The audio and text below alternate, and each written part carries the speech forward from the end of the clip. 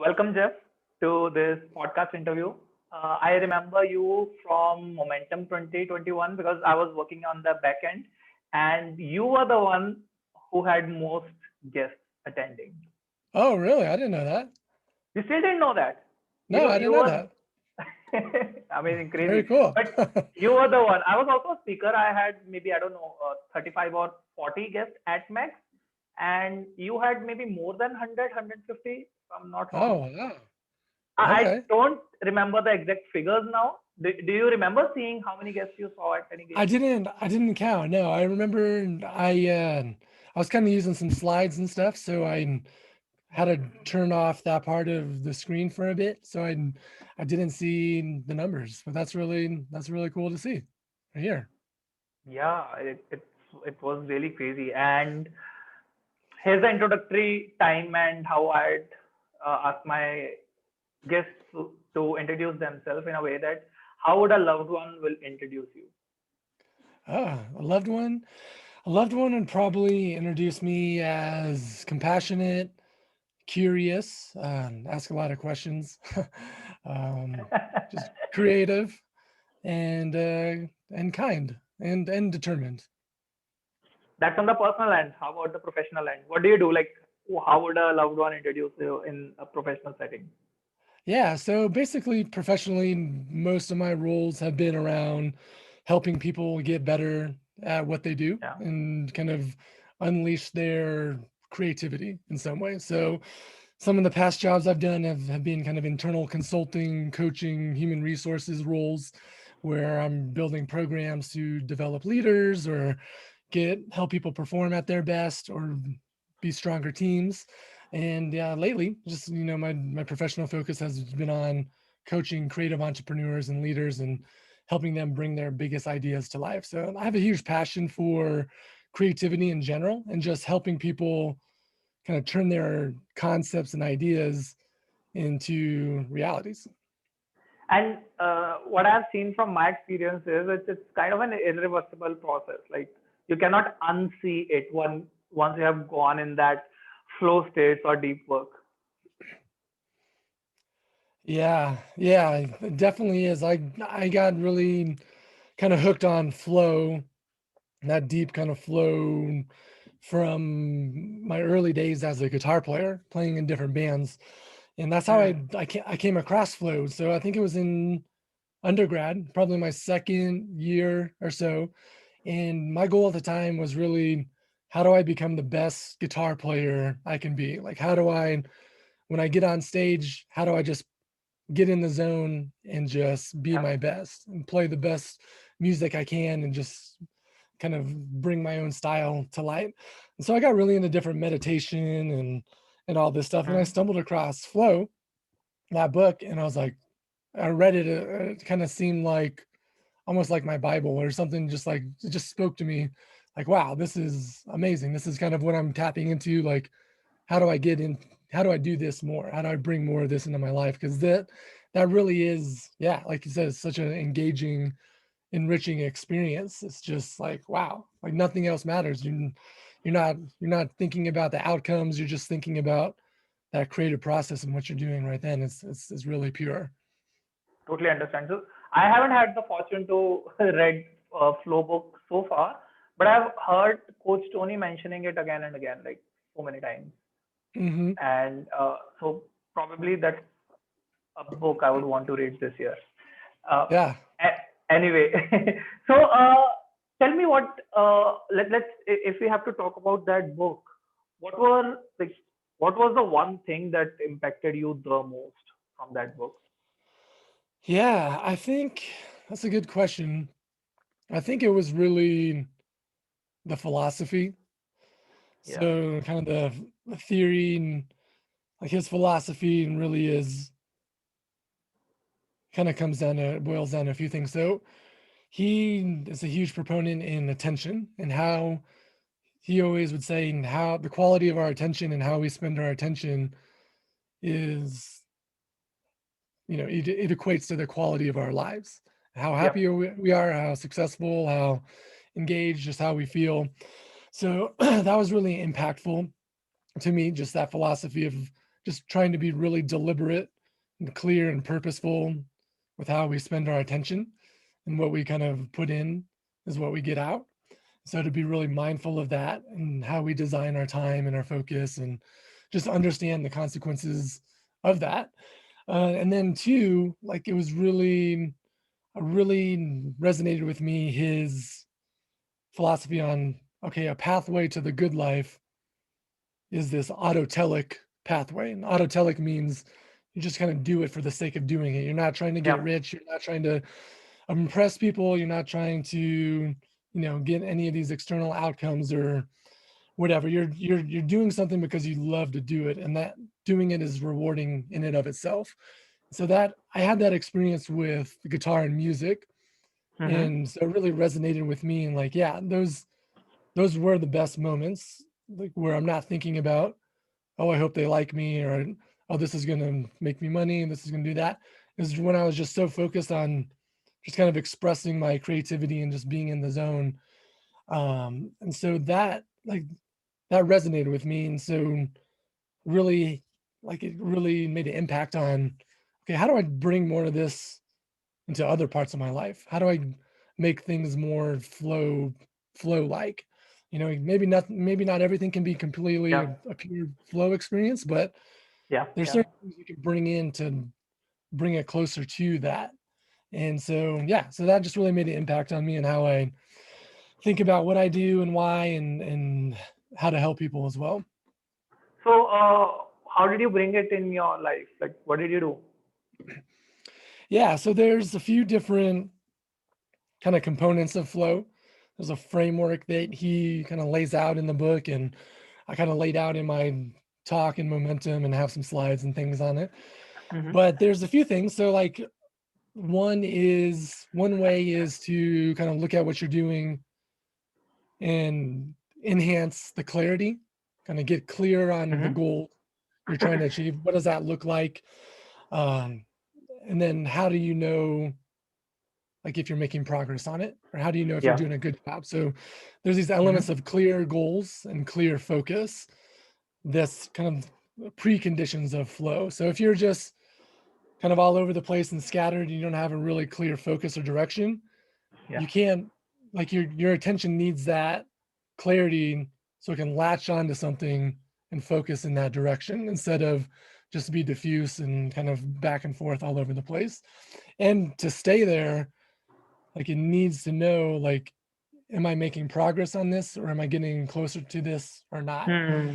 So like an example for music would be, okay, I'm going to play this amazing guitar solo. Okay. And then, Yeah. so you're playing, and that's your goal. That's like, okay, here's what I'm going to do. But then, like, the progress part is, like, you can, if you're a trained musician, and you have to have some training, that's kind of a component in whatever you're doing too. But if you're trained, you, like, if you play a note, if it's in the key or out of key, if it's a right or wrong note. Hmm. So you can tell, like, oh yeah, that was a really awesome lick. Oh, that was sweet. That was badass. Okay, yeah, I'm on fire. I keep going. Like, right? If you're making progress. So it's like a feedback loop. So that keeps your Yeah. attention locked in. So that's a major element that can be applied to almost anything, whether it's super creative or not, or just any kind of task. Yeah.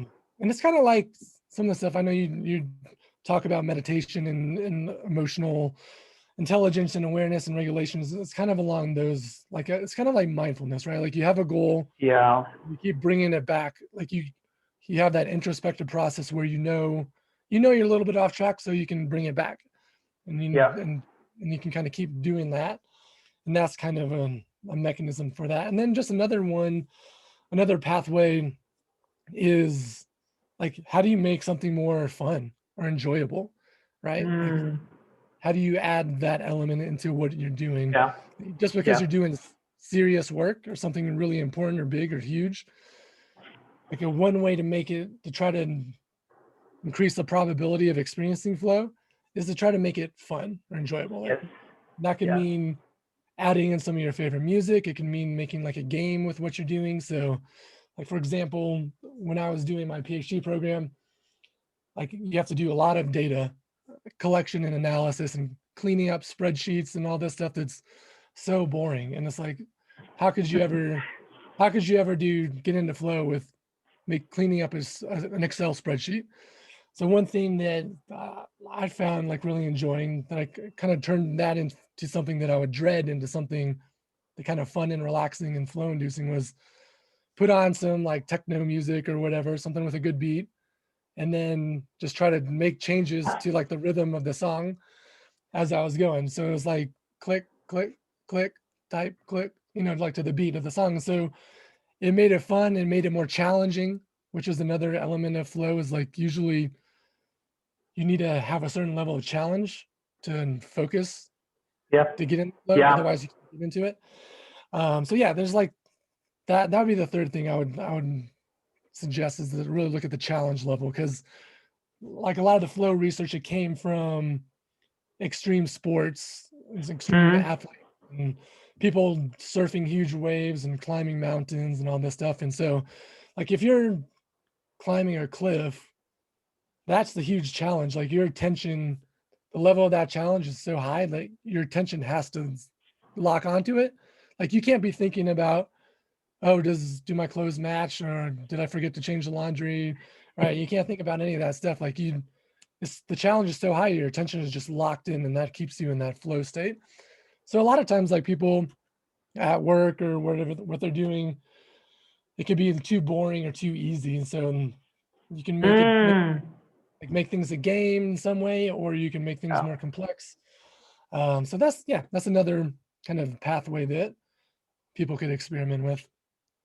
Okay. And I want to ask a personal question, and Toasty, is I hope it doesn't touch a painful nerve.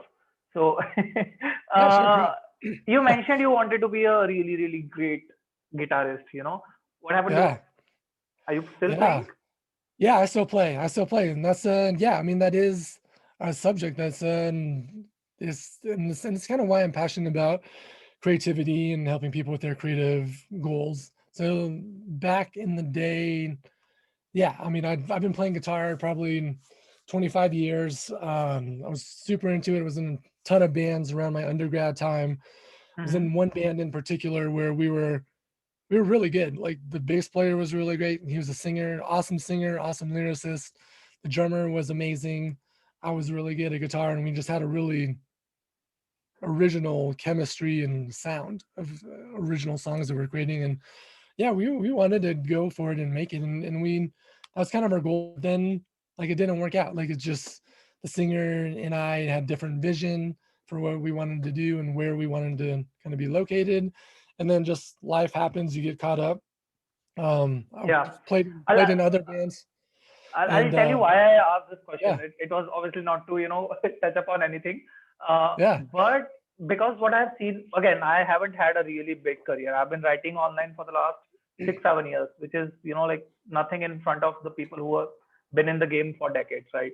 So, but in my small journey of 6, 7 years, I've seen, even when you are passionate about something, how it evolves over the time. yeah, And it doesn't mhm, have to fit like in a conventional box. Like, for yeah, example, I haven't written any novel, and I have published, I guess, 3 or 4 books, and all of them are 3,000 words each. yeah, So I'm nowhere close to doing anything conventional. So I wanted to know your part, because what yeah, I saw, what you mentioned was that you entered this creativity field, or, let me put in better words. You started thinking about creativity because of your guitar, and now you are eventually evolving into helping others with their yeah. creativity and stuff like that. Mhm. Talk to me about that evolvement or shift. Yeah, and that's a great word. Yeah, evolve is the perfect word, and it's just because yeah, like what I yeah, I mean, there's things outside our control in life. A lot of things are Mm. it's in our control, but there's a lot that we can't control. So like, yeah, we need to evolve, and that's kind of exactly what I kind of my focus was. Like my original plans to be a huge rock star in a rock band didn't work out, so I had to evolve. So then I started making my own beats and producing my own stuff and learning how to do that. And then I would put out my own albums, and then the my passions kind of evolved or kind of You have your own expanded. albums on Spotify right now. Yeah. And so like I right now, like remember. it Yeah, kind of yeah, came yeah. full circle. Like right now, like the past 2.5 years, I'm making all these weird, crazy songs for toddlers and kids based on kind of inspired by Yeah, my son. I So remember that's watching fun. a Yeah, Instagram story. We will talk yeah, about the monetization later, but yeah, let's not divert from the topic. So tell me about yeah, that shift. yeah. So like, yeah, just I kind of like reflected and said, okay, what's important? And really, like the essence of it was creativity, right? Creating and helping others people create. So I evolved how I created music and how I created in my life. Like I started doing workshops and programs and creating these things, and then Mm-hmm. kind of to help other people be more creative and kind of unlock their strengths and whatnot. So I really kind of just dialed it in and found the essence of what really drove me, and that was around creativity and helping others. Yeah. And so that's how I've continued to evolve. And then, but yeah, when my son was born, like kind of came full circle. Like I'm back playing a ton of guitar and making a lot of music, and yeah, I have just like some crazy original kids music out there that I'm doing, and I've committed to it. Like I'm gonna make at least one kind of album each year until he's old enough to tell me, "Hey, Dad, stop doing that." so, so So yeah, it's been really fun. do you ever think that like your kids will grow up like 18 years old and 40 years old, and then they'll judge you like, Dad, what were you doing at that time? What were you doing in yeah, lockdown? yeah, no, it'd be fun. I mean, yeah, my son, he kind of helps me write them, and just we joke around, and we're just coming from like our real experiences and his experiences. It's not like your typical rinky dinky kid song stuff. So I think he'll get a kick out of this. It's kind of in a way, it's like also documenting like his development and what's happening Yeah. in his life. So it's going to be really fun to look back on. And So whenever he, here's a funny thought that's coming to my mind is, when you're documenting yourself, you should also document your kids. So when they, when they embarrass you in front of others, you can embarrass them in front of others as well. yeah, exactly. So Exactly. that's a good plan. Talk to me about the Spotify monetization part, because I have a good friend who is, uh, again, looking to be a, you know, what term can I use?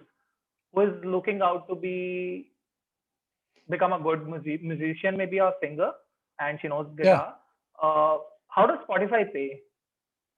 Oh, well, not very much at all. As Yeah. So you expected. gotta, yeah. I mean, I don't have like a huge following yet. And, but, yeah, I mean, my stuff's out on Spotify, but yeah, I know it's like, it's very small. Like, even if you have like millions of streams, like you're not making much. Hmm. So, I mean, I think there's a lot of music groups and kind of creative groups fighting to change that right now, and kind of lobby for new laws and regulations and protections for creators to give Mm-hmm. songwriters and the creators more money that they deserve. Yeah. But yeah, right now it's not very much. So another point that's coming to my mind, I kind of flipped totally. Anyway, so let's talk about this music industry a little bit more, and tell me Sure. if I don't come from a music industry. I'm not even a song person. I don't really, like, there are so many people I see who listens to music all day long, and I'm not that Yeah. person. I know. Uh, so I wanted to know this one thing. So there are physical complications too when you try becoming a world class athlete at the age of, let's say, 25. Is there Mm, something like that to music industry as well?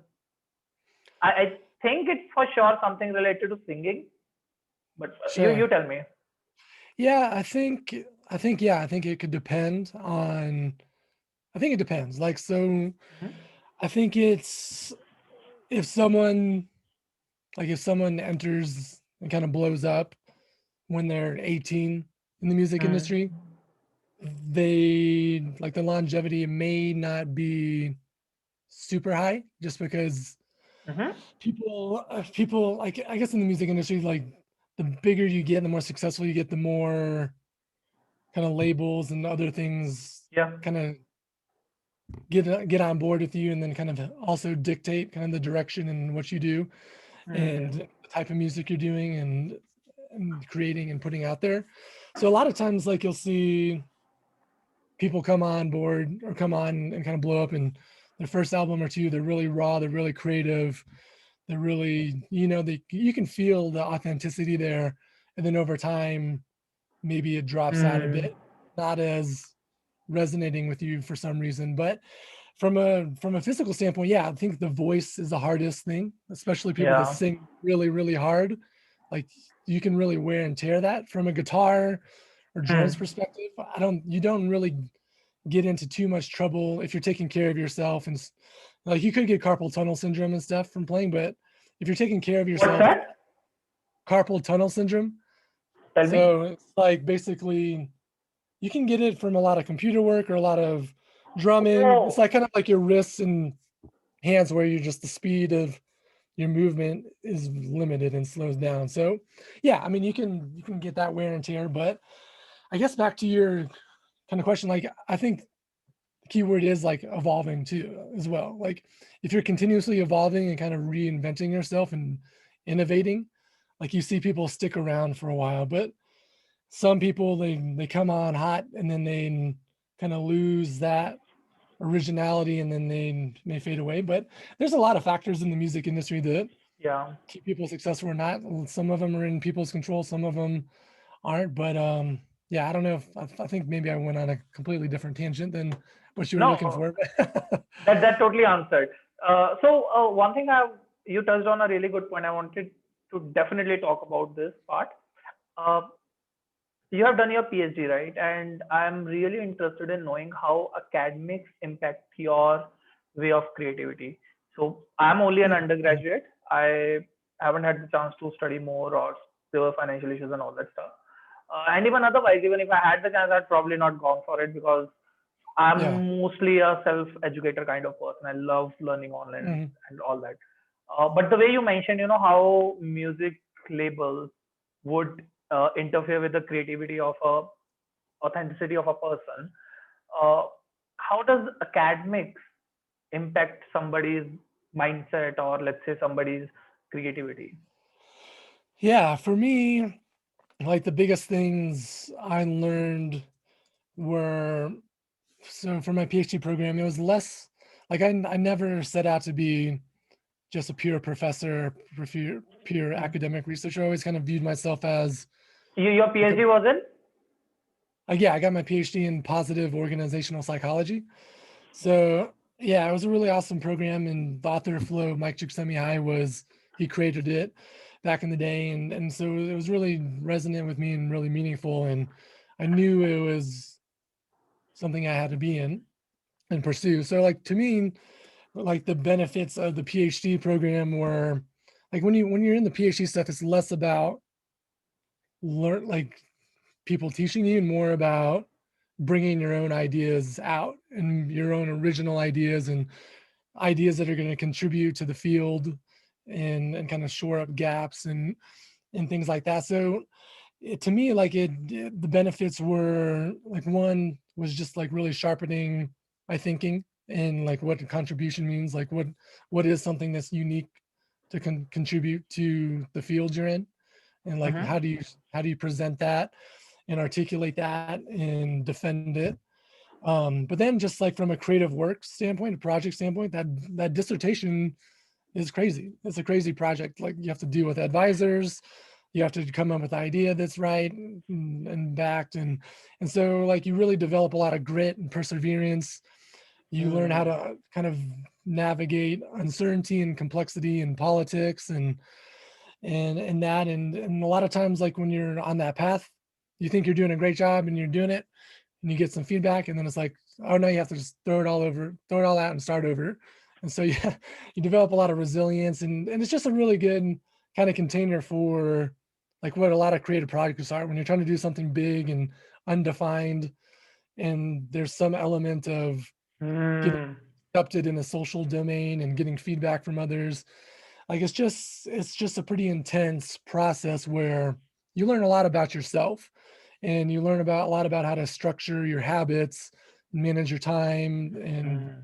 make things more flow inducing, and just kind of get it done, right? Because Yeah. a lot of a lot of creatives, and I, even before like my PhD and stuff, like it really, I fell in this camp too, like where I would have a lot of ideas, and I would be like, oh, that's great, that's cool, that no one's doing that, that's awesome, man, I'm so smart, I'm so creative, cool. And then you wouldn't really do any of them, right? Like you would never really finish a lot of them, right? And so you're just Yeah. always coming with ideas that are really cool, but you're not fully kind of implementing them. And so like I fell in that camp too, but like this PhD program, it really did help transform me into kind of getting these habits and systems down, saying, okay, here's a creative process for the year. Only the first part's really kind of fun, and like that's where Yeah. we all like to stay in, just coming up with ideas. But then there's that middle and end part that how do you how do you get past there? How do you bring your ideas to the finish line? And so yeah, that was kind of the main benefit for me, was really just kind of my own self-development and kind of developing these habits and systems and techniques to kind of help people bring their big projects over the finish line. Yeah. So I'm curious to know. By the way, first of all, have you had any coaching clients who has done their PhDs also? Yeah, a few of my clients, they're in PhD programs, not in the Because same field. Mhm. yeah, because you'll be able to answer this in a better way. What have you seen like common patterns between somebody who has done PhD versus somebody who hasn't done PhD? Yeah, let's see. That's a good question. So I think, hmm, well, the people that I feel, okay, so a couple of things. So some clients I've had that are doing a PhD, they kind of fell into doing that. Like they just were like, Hmm. okay, I finished undergrad. Now I guess I'll go to get my master's. Okay, I guess I'll get my PhD Yeah. next.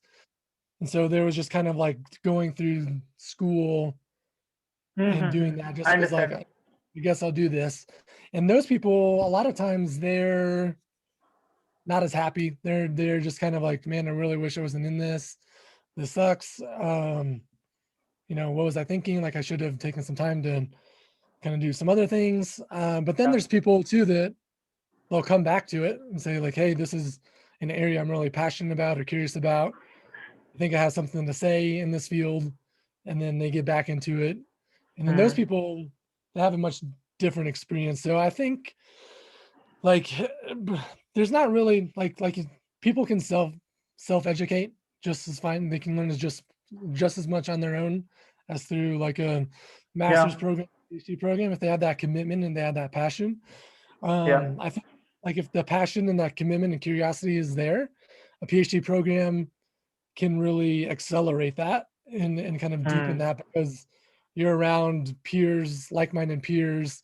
You have Yeah. mentor kind of coaches as your advisors, kind of helping you sharpen your thinking. So I think it really depends on like why you're doing it and what you're interested in. But you can get that too, like without a PhD program. You can hire a coach, you can do programs, you can get mentors, you can get in a Yeah. master. So it's less But about, I could be wrong. I could be wrong, but I have this uh, idea or thought that maybe because when you're in PhD, you're accountable. You have to do certain things certain way. yeah. Doing things certain way, I feel actually changes you, and that's why we see uh, if you want to practice spirituality, and if you like start following any religion, it makes practicing spirituality a little easier because Mm, they give you a set of right. rules. Like you have Yeah. to do this, like feel gratitude, surrender, and don't have negative thoughts and stuff like that. Because I'm not sure. I don't have any degree in religious studies. I haven't studied really, but this is an assumption that most of the Yeah. religions I've studied, I don't know, like a few of them or the summaries of a few of them, and most of them talk about this very thing that like practice Yeah. gratitude or feel grateful and then surrender what you cannot control and all the stuff.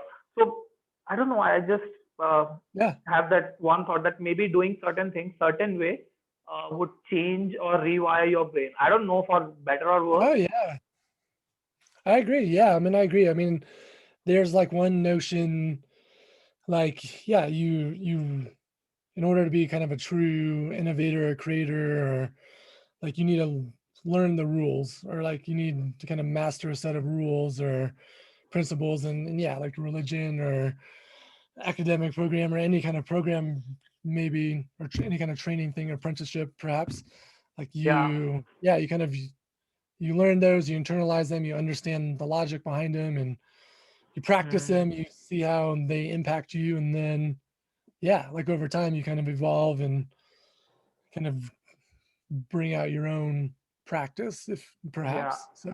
But yeah, I mean, I So, agree with what you're saying. what have you seen in your clients? Because so far I haven't had any clients who have done their PhD or anything. So I don't know the difference between that. But Yeah, what are the, like, again, I totally understand this. There are so many factors involved, so many yeah. different, it's a multivariable equation. But nonetheless, have you seen any patterns in people who have done their PhDs versus people who are not into this academics as much? uh, I think, Is there any way, like the way they? So one thing I understand from what we discussed is they as in the people from PhDs, they have developed perseverance and yeah. grit. Hmm. So that might be one thing. Yeah, I think that's part of it is, yeah, if you're doing a PhD, like you have a very clear set of goals and targets, like a big Mm. targets and big creative projects that you're working on that you have to get done. Whereas if you're not in that, you you could still have that, but you may have more options, right? Or you may have Yeah. more time to explore, like I could do this, or this, versus someone in a PhD program is like, I don't have time for anything except this, but I still need some help getting it done. So I think that, and then, but yeah, I mean, I think if people that, like, I haven't had too many clients that are PhDs or in grad school, just a lot Okay. of, though I don't have a huge sample size to compare, but yeah, that would be So, something that might stand out. so I actually relate to whatever you mentioned. So I graduated as a biotechnologist, but then I went into marketing because that really that was an interesting field. Plus, it was paying immediately. So Yeah, I have had like 5.5 years of work experience in digital marketing, both freelance and working a full time job. But here's a surprising fact: I never had a single certification in it. yeah.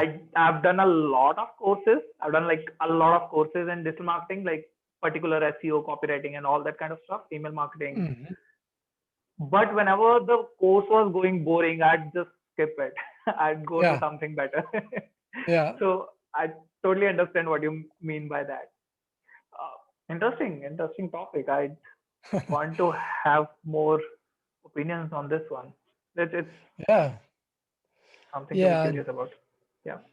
yeah, for sure. And yeah, I mean, like I said, like I think a lot of it, like if you're curious and committed and passionate, like you can go all in on a topic or a field, Mm, do your own really good research and talk to mentors and advisors and peers, and kind of be your own researcher. It doesn't necessarily have to yeah. be in that PhD program. Like you could, it really just like, yeah, it just kind of depends on the person. I've seen people with PhDs that really wish they never did that, and they're just kind of went along with the motions, and then now they're like, what do I do now? Like I was just spent all my time doing this stuff. I hated it. Now I don't even want to Yeah. do it anymore.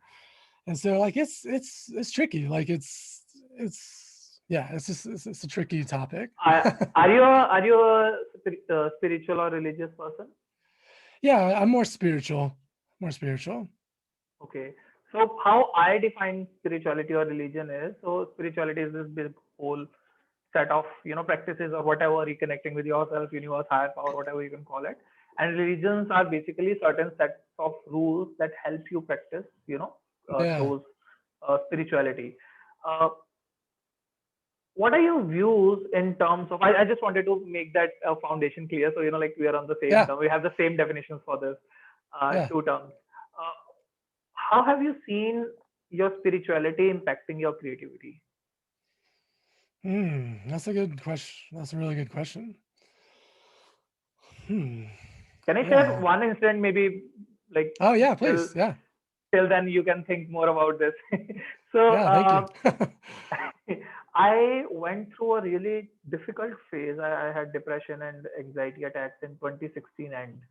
So I became really, I don't know, agnostic and atheist kind of person. I used to be a Mm, religious person before that, but then I discovered that this is not who is me. Like this is all my parents and people around me telling me you do this.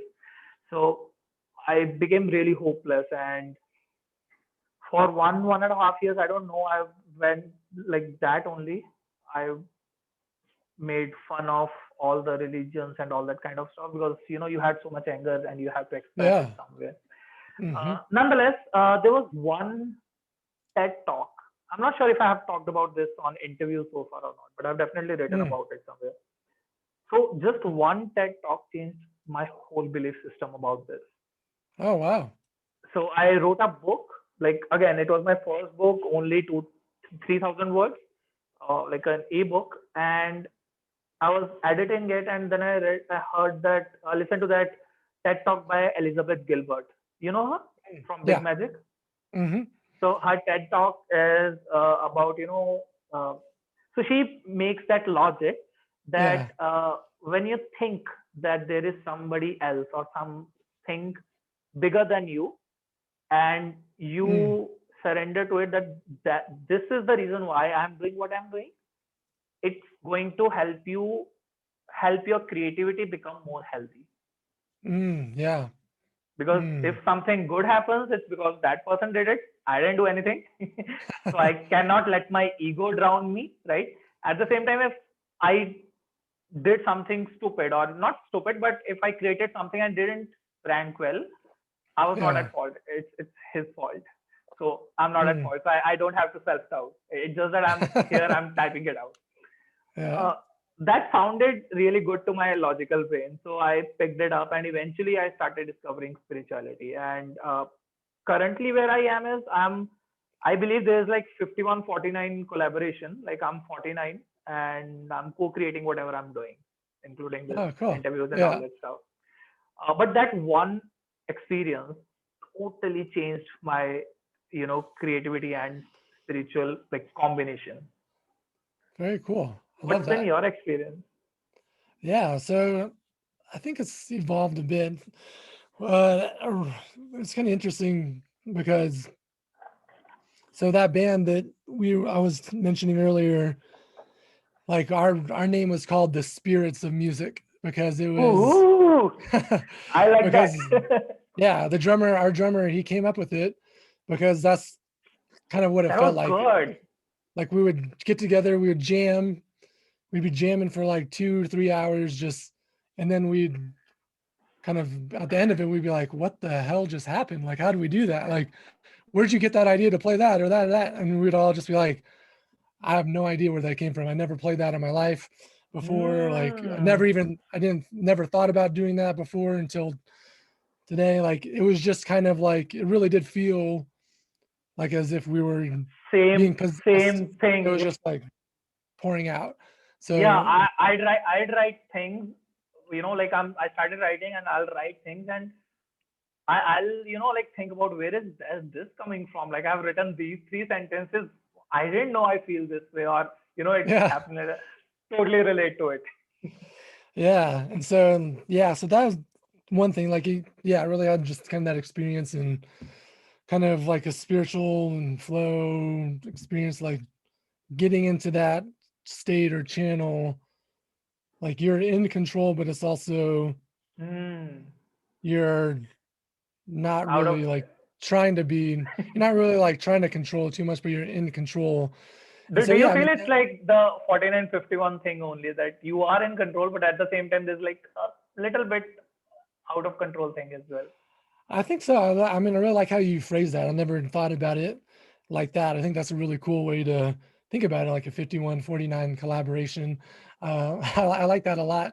But yeah, I mean, like when you kind of tap into it and you get in that flow and that, like it does feel spiritual and it is like you surprise yourself, Mm, right? Like you go into something yeah, thinking what I'm gonna do, this is what it's gonna be like, but really you also have to let go and just let whatever is there come about too. If you and like when you have that, it's kind of like a paradox when you have that combination, like that's when the best things happen, right? Like you're not too controlling, but you're not too just scattered either. But it's just you have yeah, a direction, you have a focus, but then things are arising. And yeah, I mean, so like that notion, like kind of that element of spirituality is, I think, is big in for creativity and creative work. Like you have to be open to discovering things along the way that may be coming through you through your subconscious or through the universe or whatever you want to think of it as, but there's something that's not as like rational or cognitive that's doing that. And then just um sorry, I just lost my train of thought, but then yeah, just like I think that's a key element. Yeah, so that's really affected me. And even in just like coaching clients and conversations and things, like you show up and you're open and like you don't show up and say do this, you're gonna do this, so here's what you do. It's has like it, yeah, yeah. around that, has it ever happened to you, like in your coaching conversation, you said something that you never thought, like you never even thought about it before saying it? Oh Has yeah, ever all the happened? time. All the time, yeah. Yeah, and that's yeah, I mean all the time. Like in like like yeah, it's just awesome. It's the best experience. Like creating is especially, and that's kind of why I think I gravitate towards coaching a lot too, is like it's kind of like a jam session. Like Yeah. musicians, like whenever we go to a jam session, like you're practicing on your own, you're coming up with stuff on your own, you're creating cool things on your own, but and then so is the other person or other people. But then when you get together, you're like new stuff happens, like unexpected stuff. Mm, Like you hear someone do something and you're like, oh, that's cool. Let me do this. And then it's just kind of like a creative process. And it's things things just are more magical and more creative than anyone could have imagined. And that's kind of like the coaching experience too. Like the person says, hey, I want to work on this, this is yeah. what I want to focus on. And then I'm thinking, okay, how do I help this person do this? Let me do some research a little bit. Let me think of some things that help this person. But then when we get in conversation, then a lot of times it's like, oh, actually, we really this is what it is. We're like, Yeah. oh wow, like I never even thought about that. Like the way the person said that made me think of it differently. And then I'm saying something I never thought of before, and vice versa. And so it's yeah, there is that Mm, kind of magical kind of co-creative process when you show up prepared, but also open to just kind of allowing things to co-create on their own. yeah. Have you been following any spiritual teachers, like principles or teachings? I'm more kind of self-directed lately. And In the I past, feel that that's the thing about spirituality. Like most of the people in spirituality are actually self-directed, but at the same time, maybe at different stages they listen to different teachers. yeah, and that's definitely true for me. And yeah, like my main, like one of the people that really resonated with me, like actually went on this like 5 week meditation retreat in Thailand about Hmm. 10, 10 years, wait, yeah, about 10 years ago now. And it was put on by this guy named Alan Wallace, who was a translator for the Dalai Lama, and he was a monk, and he came back and got his PhD in like astrophysics, and he's just some crazy like meditation teacher thinker guy. But his teachings really kind of resonated with me because they brought in a lot of Understand? Yeah. east and west, and just things were very practical, but also kind of holistic and integrated. And like one of the concepts that he talked a lot about was this concept of genuine happiness, and that really resonated with me. Hmm. So that like genuine happiness, kind of the way he described it and the way his teachers described it to him, was all about okay, it's not about thinking, what can I get? What do I need to be happy? What do I need to do to be happy? But what can I create or what can I bring out into the Mm, world? Like to kind of bring to make other people happy. And like that, when you do that, like that is the way for genuine happiness. That's a more sustainable kind of focus rather than just kind of that selfish. was this a Buddhist monk? Oh Yeah, yeah, he was with Dalai Lama. yeah, Got it, got yeah, yeah. So that really resonated with me. And then like that mindset shift, like that really can be very helpful for creatives too. It's like it's not about me. I'm just trying to create something it. that could help somebody out there. Maybe someone's going to enjoy it, even if it's just one person that likes my song or likes my article, or even if I can help just one person. Like that's a noble pursuit. And that's kind of that was one thing that resonated with me is just kind of that. Is yeah, is that the reason why you do everything that you're doing at the moment? Like, I want think to. I think so. I mean, to me, like I kind of define my purpose as one is like helping other people bring their biggest ideas to life. And so that's kind of like this pathway of meaning and genuine happiness and like what impact can I have on others? How can I help people? How can I inspire someone or teach someone or encourage someone or get help Yeah. someone get unstuck?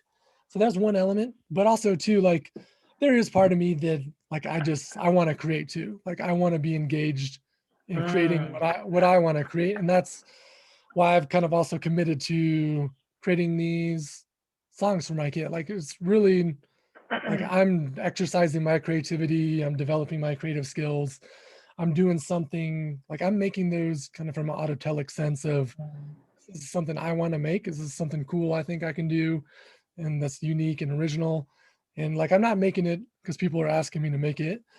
So yeah, I mean I'm like what drives me is really yeah, how do I help other people create and bring their ideas to life? And then just myself, like how do I engage in that creative process and do things so that are kind of intrinsically engaging as well. So it's kind of like a yeah, dual thing for me. creativity sounds like some of like one of your topmost values, right? Yeah. Mhm. So one of my topmost values is curiosity. I'm in general really Yeah. curious about different things. Yeah. So I really feel, or what the pattern I have seen so far is, I'm curious about things. I learn it, I'll do it, and then I want to share it. I don't know Yeah. why. Where is it coming from? I love sharing. I want to, like tell you that you know what, if you do this, this happens. If you like hit the wall, it's nothing going to happen. Like Right. obviously this is such a boring thing to tell, but trying out new things like this interview sessions, and it's just me Yeah. learning and being curious. Like, tell me what you learned. Tell me how the music Yeah. industry is. Uh, Yeah. but yeah, I anyway. So Yeah. coming I love it. coming back to the yeah Yeah. I mean, yeah, curiosity is so important. I mean, yeah, I would say that's a key element of creativity. And yeah, I would say creativity is probably one of your direct and yeah indirect values as well. Like that curiosity fuels creativity. Part of creativity is kind yeah of you're creating things, you're sharing things, you're creating. putting things out there. And yeah, you're trying to help people and you're trying to develop your own skills and do new things that excite you as well. And so So yeah, it's funny really enough, cool process. I mentioned this today to a close friend, and so she has started writing, and like really recently, and I was sharing with her that eventually when you do it again and again and again, uh, what I have been through in the last 6 7 years of writing continuously, now I cannot not write. Like Mm-hmm. if there is something I need to, like let it out. And then again, uh, my preference of writing is sharing online. So Yeah. that's how basically write. I'm not really Hmm. comfortable in a journal, but I'm really comfortable. For some reason, I'm really comfortable in writing online. Yeah. But that's like me, that I have to write. Like Yeah. there's That's no cool. chance that I will not write. Like if there is Yeah. something that's on my mind, I'll be sleepless. I'll not do, Mm. like I don't know how to breathe if I don't write. So that's just like a compulsion thing that I actually have to let it out of me. Yeah. Yeah. Have you seen that with music?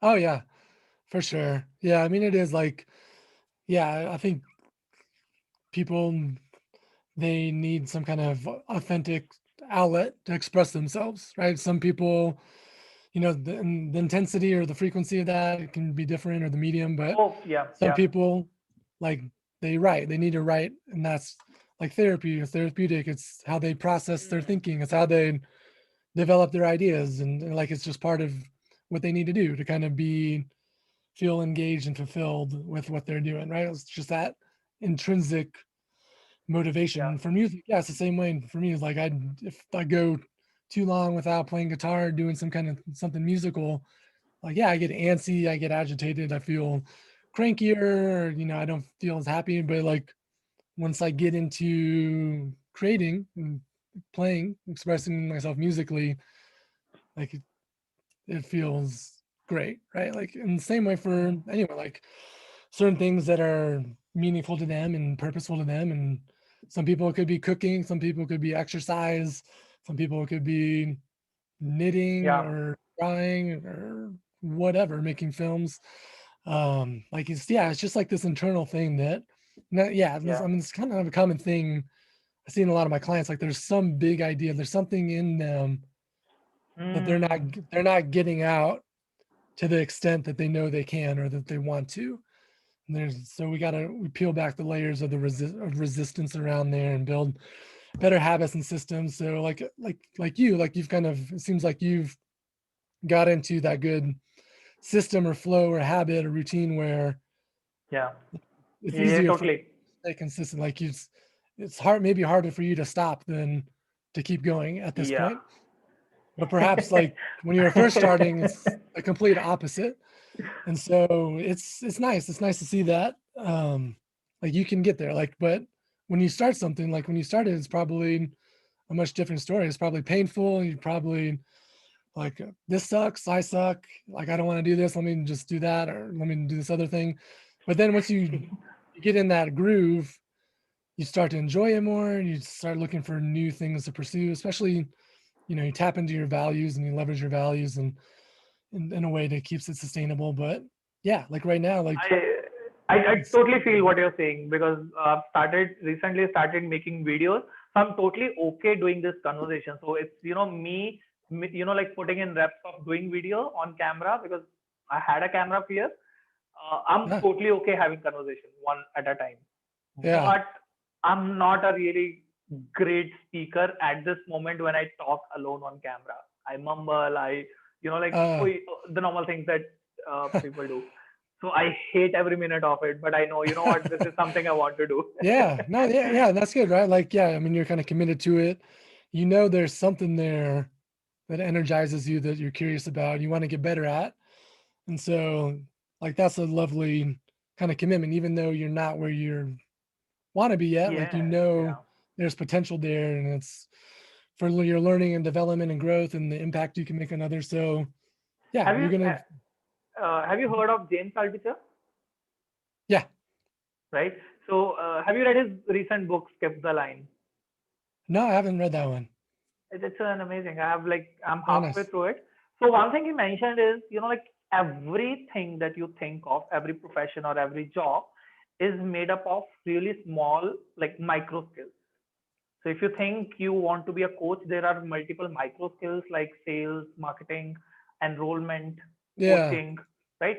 Likewise, I think for me being uh,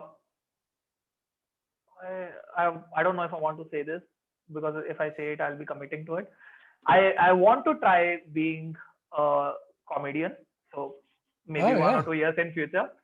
yeah, So one of the micro skill to that is public speaking. One of the micro yeah, skill to public speaking is being good at camera or whatever basically I'm trying to do, YouTubing and all that stuff. yeah. That's the approach that I'm taking, like really one micro skill at a time.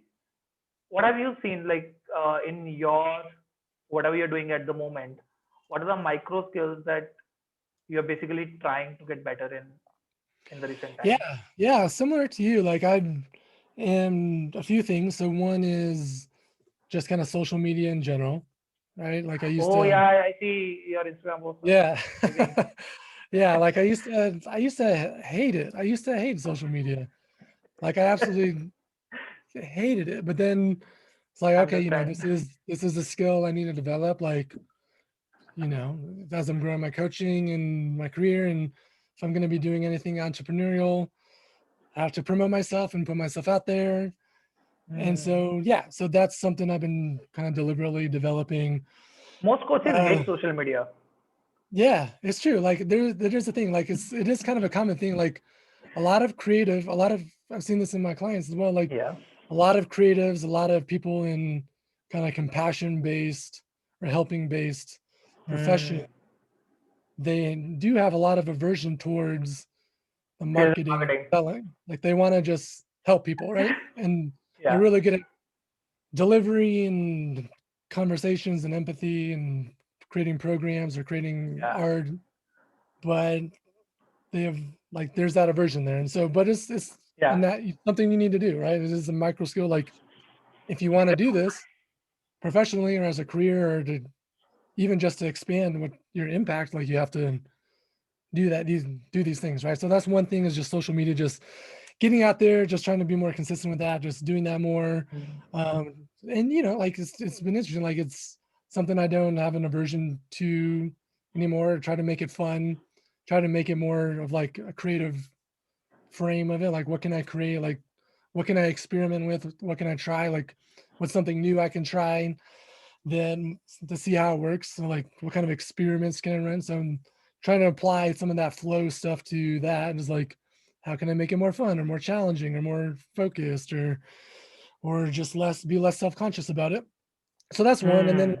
two is like similar to you, like I'm trying to do more on-camera stuff lately. I'm working on some video course things and public speaking stuff. And so yeah, I'm trying to do little more on camera things and get more comfortable with that as well. Back in the day, like I was in Toastmasters and really loved it. So I know it's something that I can have fun with again and really Hmm. love Hmm. and get good at again. But yeah, it's just kind of a skill building thing. I think that's a really good way to Yeah. approach things, especially if things feel painful. Is like if you can reframe it how Hmm. do you build your skills and focus on the skill building, you can make your career more meaningful, you can make it more fun like a game, you can take the focus off your crappy boss or crappy Yeah. company that you work for and just focus on how do I develop my sales skills or my presentation skills or my writing So skills, so I can use even in this. a job, I know this was a micro skill I definitely was bad at, is presenting the work. Yeah, I didn't know how to do it. My presentations were not good. So now I look back and I see, that was just a micro skill that I could have improved, yeah, but now I'm self-employed, so I don't need that. yeah. But that's a different story. But as you mentioned, like really looking at the micro skills part. Here's an interesting topic I wanted to ask you about, because you definitely are a parent. Are you married? Yep. Yeah. How long has it been? About 4.5 years. So half a decade of experience in Yeah. being married. uh, so answer me this: how does your creativity or being a creative person impact your dating life? um let's Like, see. do you feel a person who is, again? I feel up to certain extent, everybody is creative, and we'll talk about this a little Yeah, later than this topic. Uh, but there are certain people who are more creative than others, or who like to express their creativity way more than others, yeah, right? Whose yeah, creativity is one of the topmost values, than most people. Like for me, sure. I don't know how to live without writing. I don't know how to live without expressing or creating something. So that's a Yeah. really big part of who I am. So somebody who is really into creativity, uh, do you like feel it gets a little awkward, weird, or tough to be with someone who is not as creative?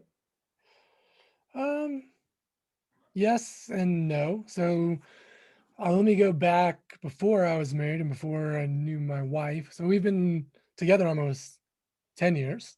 Um, so married 4.5 years, together almost 10 years. But so I'll go back before that. So yeah, I did have that struggle before that.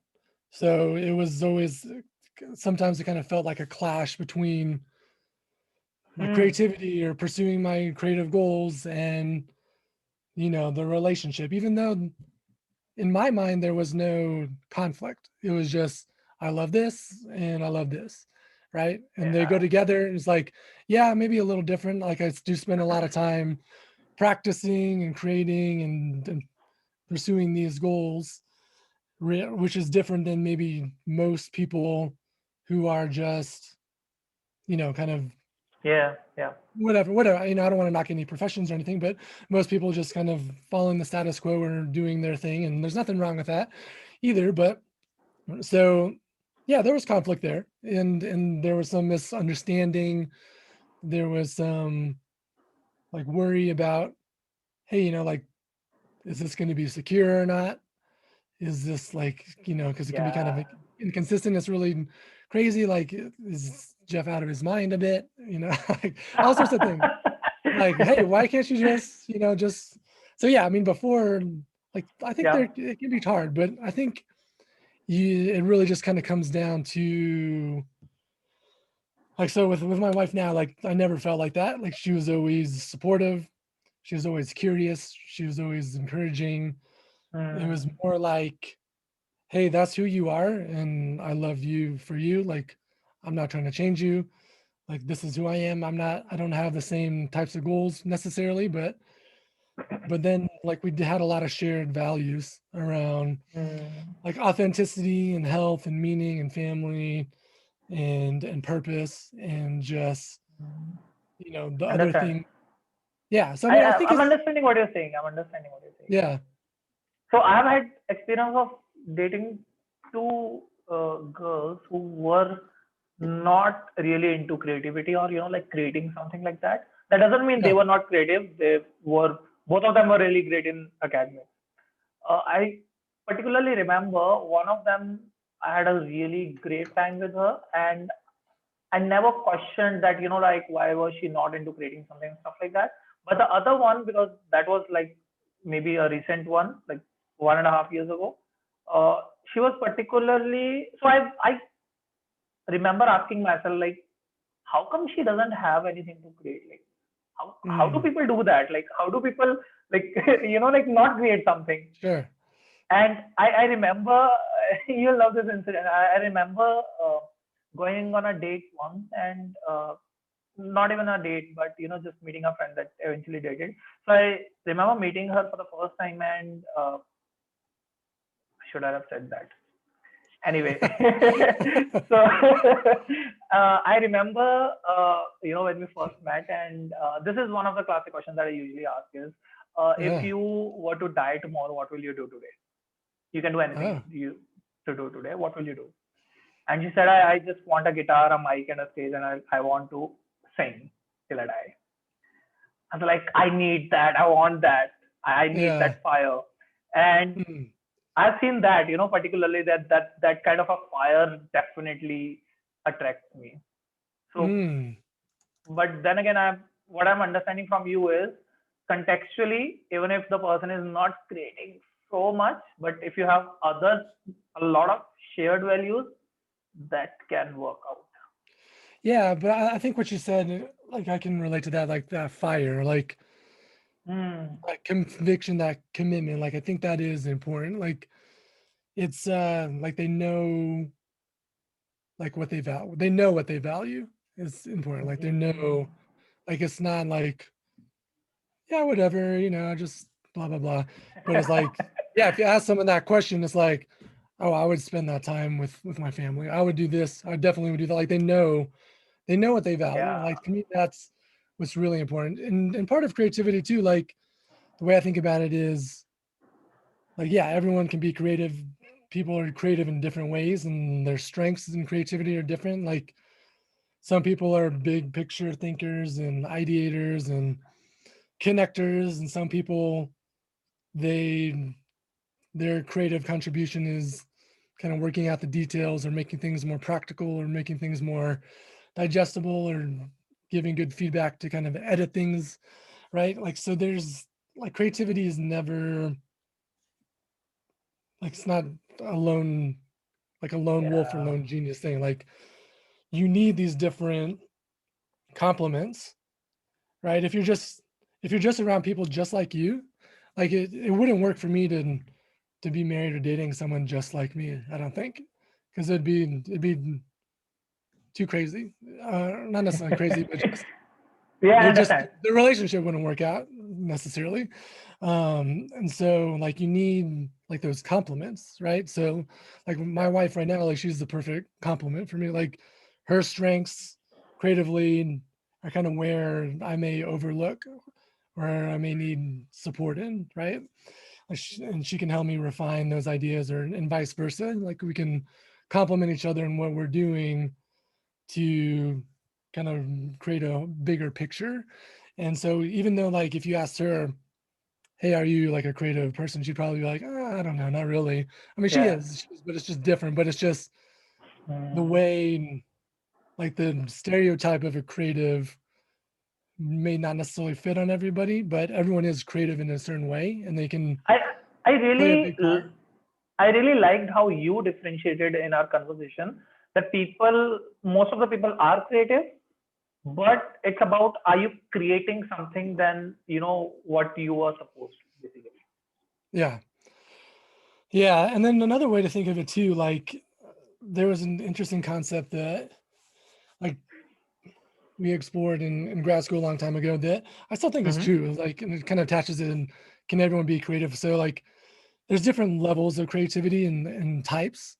So like when you're talking about everyday creativity, like that is really just kind of, are you doing something that's meaningful and authentic and something that you value, right? Every day. And it's like, are you doing something that's pure like that? You're kind of expressing yourself in some way, whether it's taking a new hiking path or exploring or writing something or trying a new recipe or singing in the shower, like something that's just kind of everyday and kind of just pure Mm. expression. Like there's like a everyday, is it meaningful to you? Is it something that you value and is meaningful to you authentically, not something that you feel like you should be doing or someone's telling you to do, but it's something, hey, I Exactly. want to do this and explore that. And then there's like other layers of creativity, like professional creativity, which is maybe like you're a professional musician or you're an author or you are a Marketer. marketer or writer or whatever, and Yeah. that's what you do for your job. And then there's that other level, like the big C creativity, where like what you did kind of changed the domain, like Mm. Albert Einstein or Jimi Hendrix or someone like on that, like someone that's like, wow, like this person really kind of innovated in this field. They may be more famous or out there in their field, but there's different levels of creativity that people can achieve or just enact, but everyone can do something creative every day. And I think it's like it is a pathway to developing micro skills. It's a pathway to meaning. It's a pathway to fulfillment and flow, is to kind of approach things that way. And then also just kind of touching upon creativity as like a collaboration. So a Yeah. lot of time, like if you're going to build a team, like, right, like you want, like, say you're building a band, right? Like you're not going to have 10 different guitar players. That'd be the worst band in the world, even if everyone was awesome, right? Like you're gonna have a good guitar player, and then you're like, I need someone that can play bass, and listen, Mm. I need someone that's really solid and really funky and has a good rhythm. But I don't necessarily want someone that's trying to solo all the time while I'm trying to solo, because that's going to sound like a mess. So let me get someone with these skills that complements me. Then we need a drummer and then a singer. So the same way for any kind of creativity, like if you're building something, like you may have certain That strengths and weaknesses, but like how do you build around that to kind of put something out in the world that's better than you could do by yourself? It's another way to approach it. I never thought about it, but this sounds like an amazing, spiritual anecdote. Like why we are here, or why universe has like 51 and why we are 49. But Yeah. that sounds like a really good anecdote to that. Thank you Yeah, for sharing. yeah. Before you, we had on our podcast interview Jennifer, and she's a life coach and a comedian, and she mentioned how spirituality is one of her checklist, a part of her checklist in Mm. her dating world. Oh, cool. So, do you think creativity or being a creator, something comes in that checklist for you, or it may come in that checklist? In other words, Yeah. would you be checking creativity as a yes or no threshold kind of thing for any potential date? I'm married, so I'm not doing Hypothetically speaking. yeah, yeah, but yeah, I mean, like for me, like yeah, I mean for me, like it would be more of kind of that originality and kind of like they know who they are. They're original and they know who they are. So that to me, that's a form of creativity, like a personal creativity, and that's important. So it's Understand. someone that is like, hey, everyone else may be doing this, but I do this. Like, most people like this and like that, but no, this is who I am, right? They're original. They know who they are. They know what they want. They know what's important. And yeah, to me, that's probably more important in a partner than like, are they creating something cool? Yeah, For yeah, me, at least. understand. So here's again, I know it's you cannot answer this with certainty, but I'm going to ask anyway. Yeah, Uh, sure. I'm going to assume that you have had a discussion with a lot of creative people, or you are around a lot of creative people in circles of different creative people. Uh, Mhm. has have you seen any connection between or the ratio of how many creatives are actually spiritual persons? Yeah, I think most creatives are spiritual in some way. That's what I thought. Yeah. That's what I thought. And the second And question, second part to it is, have you seen any gender ratio in it? mm, Creativity. no. Okay. So you have seen like half of both genders or multiple Yeah. genders. Yeah. Yeah, and that's like one. So yeah, like on the spiritual thing, like I think, Here's another yeah. thought. I'm sorry to interrupt again. Oh We'll yeah, sure. cover you. Yeah, go I'll give you full ahead. space. But when I think about, that most of the creative people are those people who do not fit in a box or do not like to fit in a box. Most of the Yeah. creative people wouldn't be the ratio of LGBTQ be more than normal gender norms? Or, obviously not the ratio, but the Mm, percentages of it. hmm.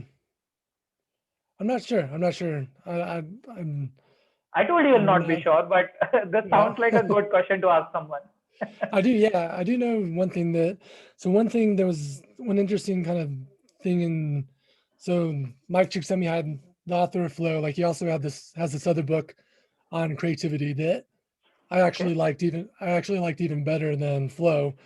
Mm-hmm. Um, that it's not as popular, but he interviewed all these world-changing innovators, and like one of the things he found was like there's like these paradoxes, kind of these dialectics, like Mm. kind of on the extremes.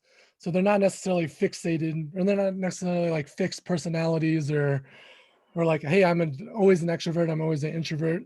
They're both, or they're very disciplined, but also very flexible and spontaneous, or they're very assertive, but also very humble and kind of just like that. So but one of the dialectics he found was like the gender stereotypes and norms was also blurred.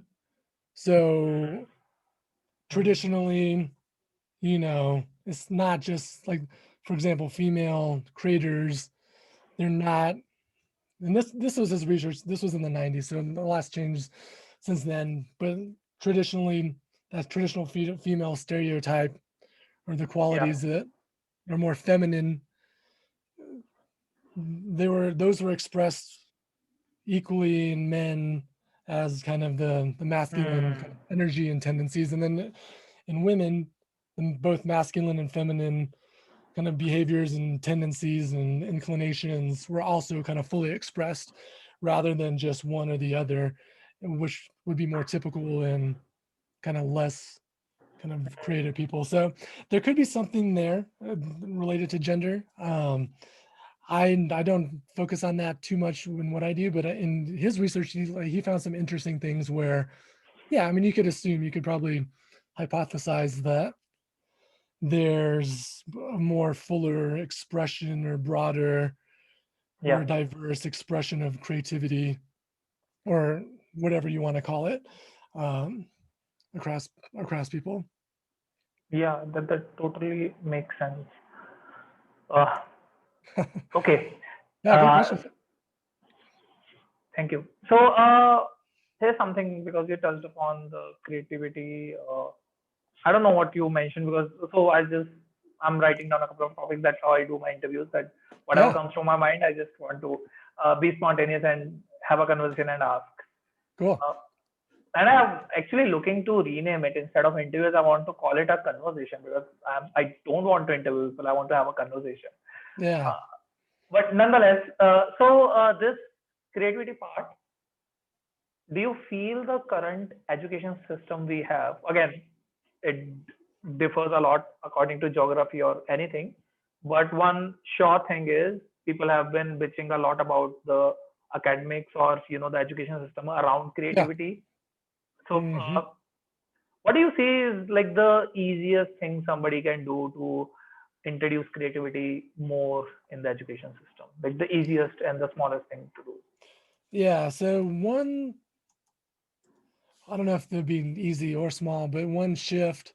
So a lot of education like is very, it focuses on like the presented problem. So your goal is to Yep. solve the problem.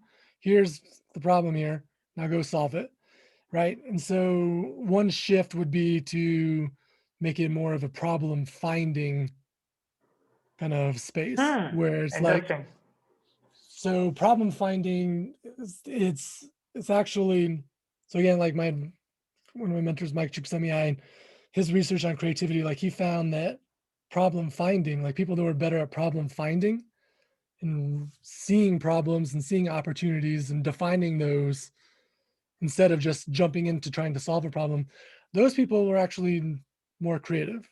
They Hmm. came up with more creative ideas and projects, and they had longer, more sustainable creative careers. So that problem finding skill is, I think, is absolutely critical, but I don't think it's touched upon enough in education because it's not efficient, it's not predictable, it's Hmm. not, you can't really necessarily do a standardized test around it. It's hard to measure. It's amorphous, it's ambiguous. Like it's, but it's such a key skill to develop if creativity is important. It's like being able to identify problems or challenges or opportunities and not just solve them, right? So a lot of education is, here's a problem, how do you solve it? Okay, here's a question, what's the answer? But to do more, to get more creativity and to encourage creativity, it'd look more like, what's the question? And it's like, Yeah. it's kind of weird. It's like, I don't know, but but then you think about it and you're like, yeah, what is the question? What am I curious about? What do I see in my life? What do I notice? And then it just leads to a more creative thought Yeah. process. But it is inefficient. It's unpredictable. So And some part of coaching is this only, like actually finding what the problem of yeah, the client is. Because a lot of times I have seen that the clients know the solutions, but yeah, they probably don't know what the actual problem is. So the person might be exactly. uh, struggling with losing weight. But then you see the problem is not that she is not, working out or she's not eating well or stuff like that. It's just that even at a blink of her stress, she goes to eat something processed or, something sweet, Yeah, sugary. And that goes back to the childhood and, something like that. So yeah. I really feel I could relate to it that some part, not all coaching, obviously, but a big part of coaching is actually finding what the real issue is. Yeah, I agree. Yeah, you're absolutely right. Like a lot of times, I don't know if you see it in some of your clients too, but a lot of times people will come and say, hey, if I just could do this, this, and this, then, that's what I need your help doing, right? Like, help me go to bed early, help me do this, help me do that. And then it's like, okay, well, wait a second. Like, what's going on here? Like, why is this happening? Yeah. Like the problem finding is key, right? Like when you really find the right problem or opportunity and you define it properly, then that really sets the right direction and focus for what to do next versus always like, I have this problem. Okay, here's a solution. Let me just do that. A lot of times it is reframing that or re-looking at it or just adjusting it just slightly even to make it more impactful or meaningful. So one of the lessons I received, I'm not sure from which coach, maybe Rich Lipton or somebody else, that don't help your clients or don't answer the questions of your clients, but help them ask better questions to themselves. Yep. Yeah, I agree. And the same frame shift, I again a little off topic, but same frame shift I feel there is about people will always try to please people, or like you'll always try to please someone. Yep. Find better people to please. Yeah. So that's something. What do you think about that, by the way? Yeah, I think that's true. I mean, that's another thing kind of with the education system kind of related to that is just, and just the way a lot of structures are set up. It is, you're trying to please someone or get the approval of someone or get the check mark from someone or get the pat on the back from someone, right? Or like you want your teacher to give you an A or your boss to say, great job. Like there is a lot of people get really caught up in seeking that, and that's their measure of success or progress or self-worth. But from a creativity standpoint, it's the opposite. It's like you flip that, right? Like what do you want? Like not what you should want or not what people say you should do, but no, what do you want? Like what do you really want? What's important to you? Like, if no one else was around, like what would you do? Like how do you make what you're doing actually meaningful to you, like something you want to do? And that's tough. Like that kind of can go, it's kind of connected to problem finding as well as like reframing that into something that you want to pursue, not something that you should pursue or someone told you should do. It's Yeah. tricky. So It's challenging. here's a crazy thought I had. If I hadn't followed this marketing or coaching or anything, I'd be in the middle of my PhD at the moment, Oh yeah. Okay. studying genetics or something. Wow. I'm so glad I didn't do that. Yeah. uh, anyway, so one thing I loved about whatever you put up online is it's so resourceful, particularly for me because I'm somebody who likes to express creatively and everything around that. Uh, one thing you mentioned in your Instagram bio is that you help creative leaders get out of a stuck feeling. Yeah. I might have changed a few words, but tell me a little about that because obviously I've been there. I have seen so many people struggling with that. Uh,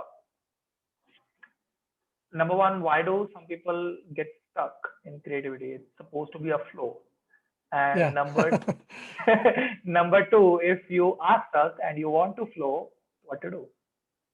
Yeah. I mean, generally, when people come to me or people I work with, they feel stuck in some capacity. Like they're here, they're trying to get to here, and the pathway is blocked. It's unclear. There's There's too many resistance. pathways. There's other stuff going on. Yeah. So like when people get stuck, one of the most common things I see is that people get overwhelmed with just too many possibilities. Like I could do this way, I could do Mm, this, or here's another thing that would be fun. my Here's this, goodness.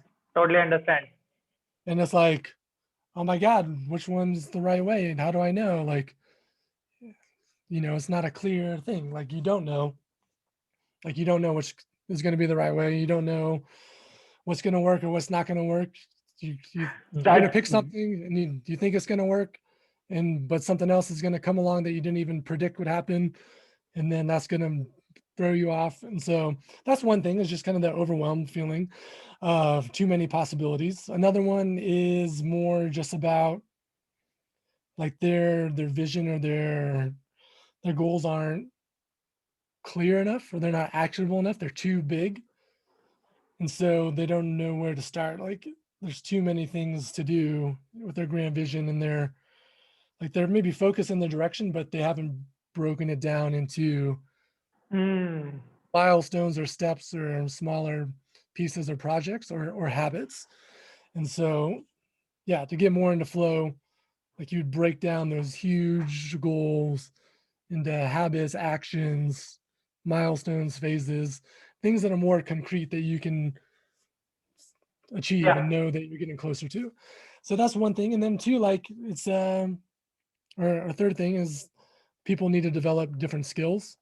They're stuck, right? Like they may be, like for example, if it's like a leader of a team, like say like a small startup, and they started off doing the work and they're really great at it, but now they're trying to manage people and lead people. Like those are different skills that they need to learn to kind of bring those things to life and get unstuck.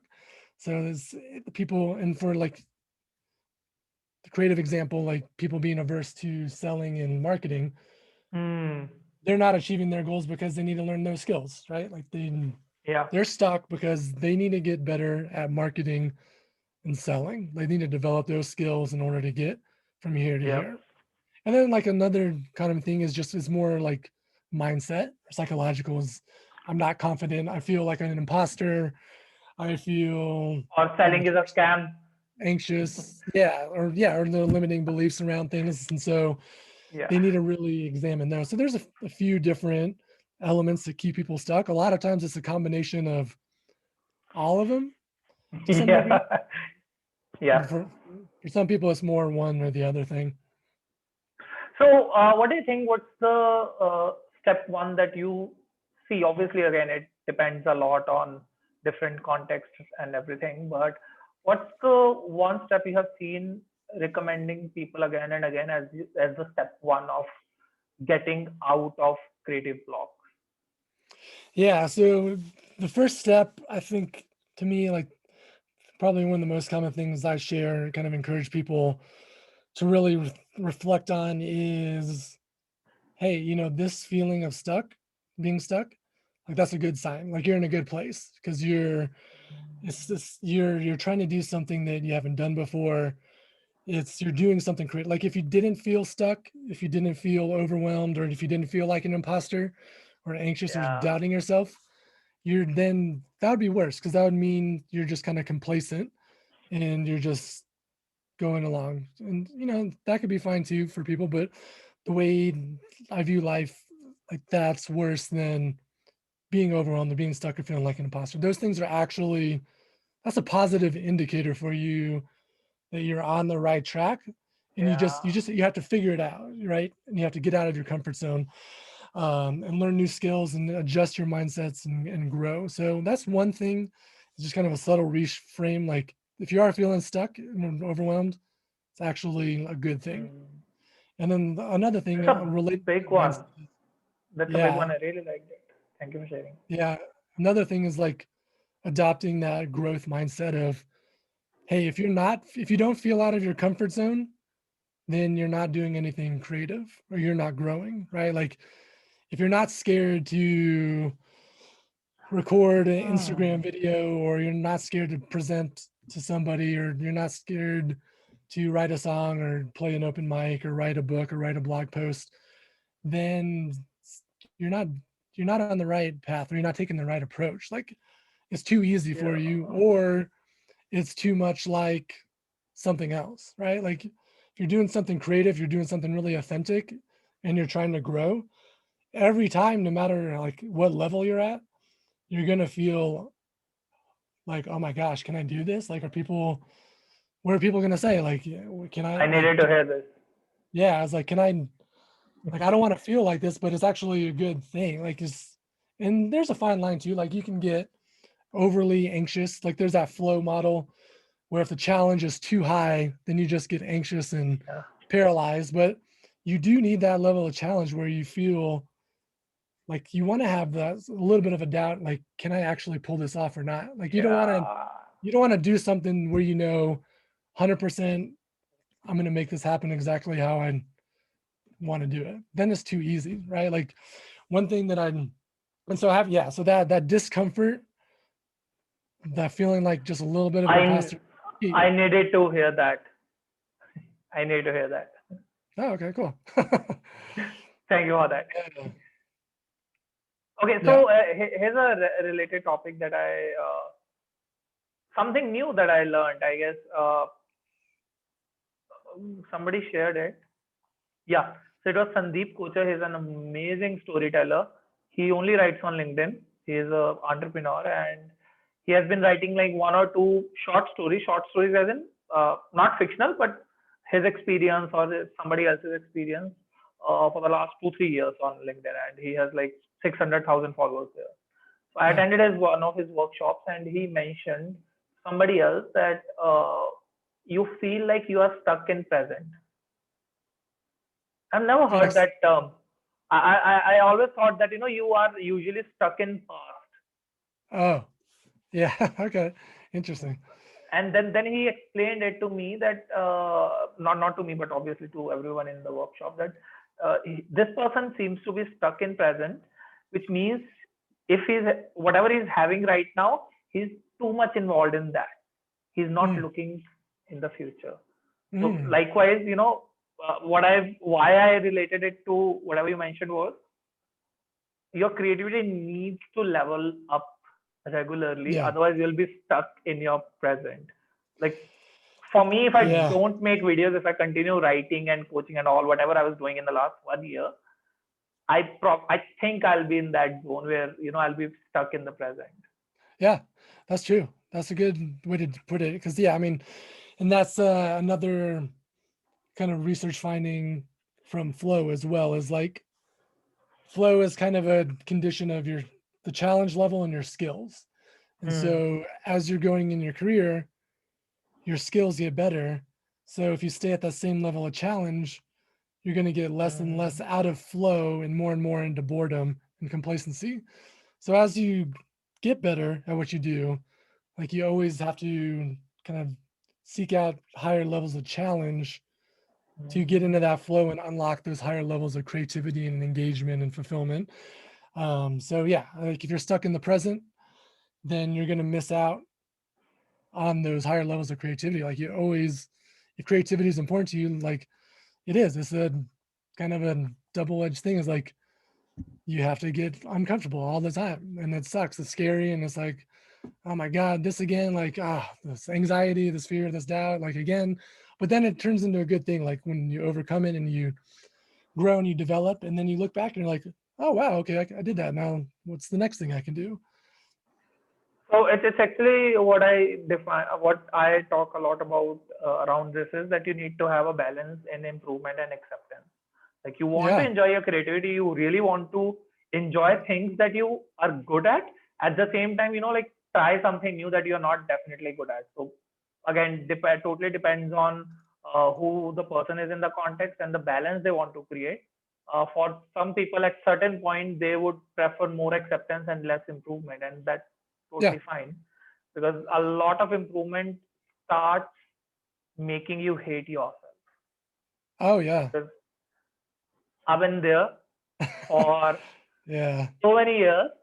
I hated every single thing about me. It was really a productive thing for me in the short run, but it burnt me out in the longer run. Mm, In the short run, I achieved in like 3 4 years what people achieve in like 1 or 2 decades.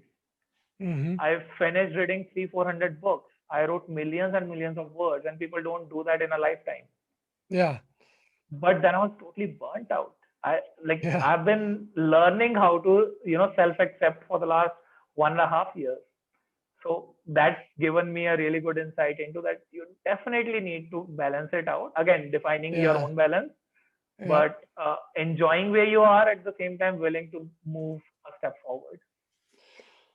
I love that. Yeah, I think that's important is, yeah, because if you don't have that acceptance, then yeah, you just kind of hate yourself and then you burn out and then you can get derailed and you can stop. You can find yourself away from what gives you fulfillment and brings you joy and engagement for too long if you don't have that acceptance. And that's key is just like, yeah, being okay with where you're at and appreciating what you did and how you did it, and but also balancing out with, okay, like what do I want to do next, like how do I develop my skills more, what do I want to learn, what do I want to pursue that I'm curious about, like what's something new I can try.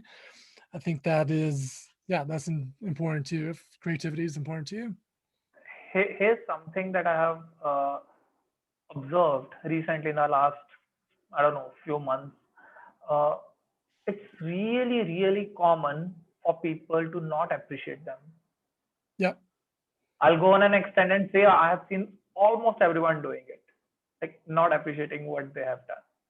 Yeah. And that single shift, when you start appreciating yourself, I have seen it changing a lot of things. Hmm. But coming back to the one question I had, and I think we discussed it. No, we didn't discuss it yet. But I wanted to ask you is about parenting part. So it's been 2 years since you're a parent, Yeah, 2.5 years. Yep. 2.5 years. How's it going for you? It's good. I love it. Yeah, I love it. It is, yeah, I mean, it's fun, it's a challenge, it's unpredictable. It's like another way to kind of be creative in some ways, or see like an expression of creativity, and just kind of learn these micro skills that are helpful for if you're doing creative Yeah. work. Is like, yeah, you come up with plans and structures, but almost all the time they don't go that way. Right, like something weird happens, there's a blowout, or they skip their nap. Now, like you have to adjust. Like you plan, you do the best you can, you kind of set goals, but then unexpected things happen. You have to adapt. You have to keep going. You learn. You're in the stay present, but also future focused. Um, yeah, and then it's just cool to see the little guys' development and learning, like what they're curious about and how that translates into Yeah. their own expression and learning and creativity, and what they like and what they don't like and what they're drawn to. So it's really cool. It's fun to kind of mentor and introduce new things to them, like different music or instruments or toys. And it's Yeah. awesome. A lot of Have you fun. watched Big Bang Theory? A little bit. I'm not super familiar with it. I know what it is, but I watched it for a So long, long time. a little bit of spoiler alert. So the Sheldon Cooper main character, there's a bunch of nerdy scientists. So Yeah. his girlfriend kind of inspired or manipulated him to play with kids, and like his friends' kids, uh, and the way he sees them is like little experiment subjects. Yeah. So That's funny. what I was going, why I mentioned all of this is, have you been seeing your son as an experiment subject? Because you've been um, through that curriculum where you have had subjects in your, research yeah. and studies. Yeah, I wouldn't say he's my experiment subject. I would say the experiment is just an ongoing relationship in parenting. So it's like, yeah, we have these theories. We think you'll like this. We'll think if we do this, then this will happen. And so you're always testing that, and you're always Yeah. just kind of being a researcher and being curious and exploring like what it is that your kid likes and loves and what they don't like, and how to help them learn most effectively. And yeah, I mean, it is kind of like a And science experiment. up, up to what age the reverse psychology will work? Is that right? Yeah. Oh man, yeah, they get their attitudes and their personalities and opinions quick. So it is, yeah. I mean, it's an ongoing experiment. It's so much fun, and it is, yeah. What's I mean, like, something you didn't expect before becoming a parent that, like you'll be doing this? What's that something? um, Hmm. Something I didn't expect. Well, for one thing, didn't expect like well this whole past year with the pandemic and everyone being home. Didn't Oh, expect that. yeah. That was crazy. So that was What would you why. have been doing professionally if it was not pandemic? What do you mean? Like, were you working a full-time job or were you like Oh yeah, yeah, also like, yeah. So yeah, I mean, I've been coaching for probably like the past 5 or 6 years, but I also had an internal kind of coaching leader development oh, training job. So I was got doing it. that beginning of last year, and coaching was kind of like my Hmm. side hustle or my side practice that I would do in addition. But yeah, so I mean, yeah, with the pandemic, like wasn't expecting to, for everyone to be home 24/7, and so that was crazy. Trying to learn how to juggle that and coach and do work and take care of him and teach him and everything like that. That was but that was a good lesson. It's just yeah, I mean, you So, come up with these good plans and things go crazy and you have to adapt and just keep going anyways. I really love that attitude. And again, I have zero experience in parenting, and hopefully, I won't have any in the next few years. But let's Yeah. see where that goes. Uh, Totally forgot what I was going to ask. I was going to ask something really good, but I blanked out. Anyway, coming back to yeah, I got it because it was something important I wanted to ask. In India, or I assume in most of the Asian countries, uh, especially where the traditions are close or big families kind of upbringing and all that, uh, we have seen, I have personally seen a lot of parents throwing their unfulfilled aspirations onto their kids. Hmm. How do you deal with that being a parent? Yeah, sure. Yeah, I mean, I think that's an interesting observation, and I think yeah, I think it's kind of true. I think it's something I'm mindful of too. Like I I'm a musician, and so I throw a lot of music at him and a lot of musical side. But at the same time, but it's at the same time like for me though, like my approach is listen, I want him. Yeah, creativity is important to me, and I think it will be important to him too. And so like my goals are really He signed to up for that. It's not your yeah. fault. He signed up for that. Yeah. Exactly. The universe put him there, and that's just the situation. But for me, like it's like my focus is to like fuel his curiosity and encourage that. So whatever he's interested in, if it's a pure interest, like I want to encourage that. I want him to go deep into that as much as he wants to, whether it's sports or music or art or playing or whatever Mm-hmm. kind of thing. Like I want him to know that that's good. Like his own curiosity and his own motivation is what's most important. So it's not just about Yeah. what I want him to do or what someone else wants him to do, but always asking him like, how do you like that? Like, how did that make you feel? Like sometimes we build something like, you like it? And I'm like, well, do you like it? Yeah. Instead of like trying to get that approval, like I want him to know himself. Yeah. Like, oh yeah, I do like it, or oh no, I don't like it. It's kind of weird or whatever. So like that's my approach is to really like kind of fosters curiosity, but also just expose him to a lot of different outlets for creativity or fulfillment or his own Yeah. authentic pursuit too, right? It's not like you're going to be a guitar player. I was a guitar player. You're going to do this. If not, or you're going to be a doctor, you're going to be a lawyer. I'm not nothing like that. But because I mean, I have the belief that like you can be successful and happy doing whatever you want to do. It may be really Yeah. hard. You may have to learn a lot and overcome a lot of obstacles, but there's people living really successful lives doing the weirdest stuff. And it's like, and they got there because they were curious and committed and dedicated to Yeah. learning and things like that. And so, yeah, for my parenting approach, it's really about fostering that curiosity and creativity. So I kind of have like four things. And my wife made up like a saying too. Like for me, it's like fostering curiosity, creativity, compassion, and courage. So Mm. whatever he's doing, if he's kind of leaning into one of those things, then that's great. And I want it to be authentic.